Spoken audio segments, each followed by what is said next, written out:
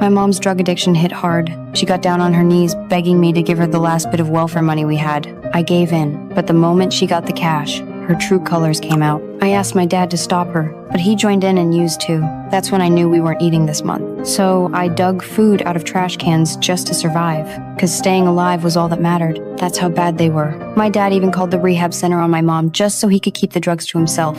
If I didn't want to rot in this life, I had to study. But my dirty clothes and messy appearance made me an easy target for bullies. I only went to school 5 or 6 days a month. On the day of the final exam, my teacher assumed I knew nothing and worried my smell would distract other students. She tried to take my paper away, but I refused. The test was too easy for me. When the results came out, she handed me clothes and treated me differently. I had scored a perfect 100. She asked how I did it. I told her. My neighbor, who often dug through trash, would bring me any books she found. I loved reading them. The teacher said I was a genius, told me to come to school every day and take better care of myself. I wanted to, but at home, the bathtub was filled with filthy water and the drain was clogged. Just like my life. When I happily went to show my mom my perfect score, her face didn't light up. She'd kicked her drug habit, but caught HIV. She left me and my dad for good. Think my life was tragic? Number, this was just the beginning. My dad stopped working. Every day, I ate potato chips soaked in water. At least he was still there, until the shelter came for me.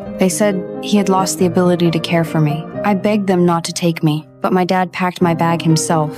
I was heartbroken, but there was nothing I could do. The shelter looked clean on the outside, but inside, it was hell. Fights every day. To avoid getting bullied, I took on all the dirty, heavy work. Still didn't stop the abuse.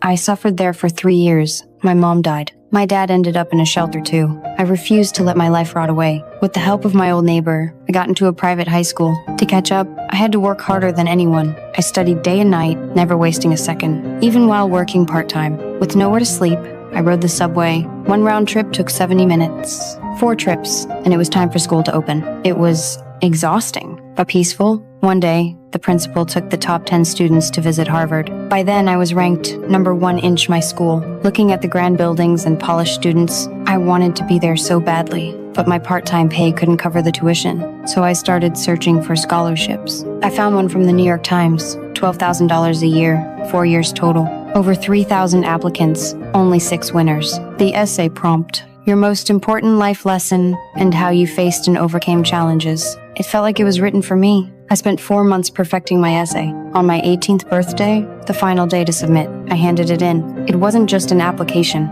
It was my gift to myself for becoming an adult, because I was proud. I hadn't let my environment drag me down. I'd kept moving toward the right path.